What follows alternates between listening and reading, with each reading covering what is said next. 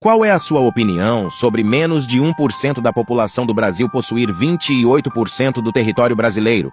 É um absurdo, você não acha? Agora você vai ver o que realmente é um golpe.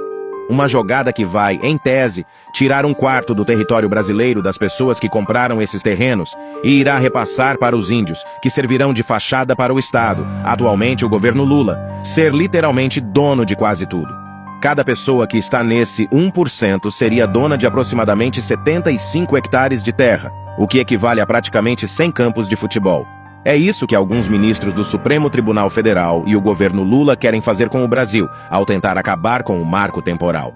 O marco temporal foi estabelecido com a Constituição Federal de 1988, sendo que a partir daquela data, as terras que já eram pertencentes a povos indígenas seriam oficialmente deles.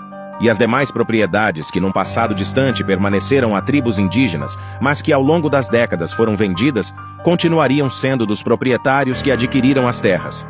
Mas parece que para o STF, que deveria cumprir a Constituição, para o governo Lula e demais partidos da esquerda, que nitidamente ignoram as leis.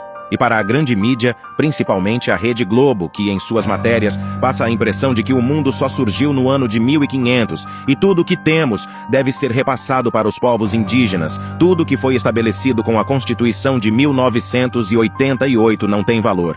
Marque bem o nome dos ministros do STF que votaram a favor do fim do marco temporal, que será o fim do direito de propriedade de milhares de pessoas no Brasil.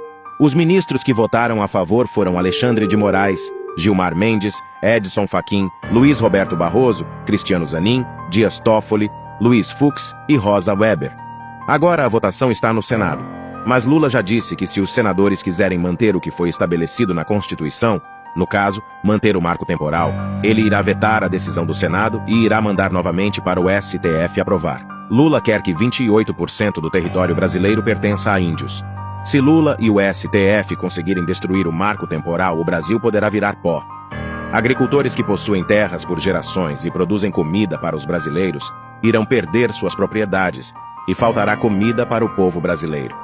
Sem o marco temporal, a própria soberania do território brasileiro estará em risco.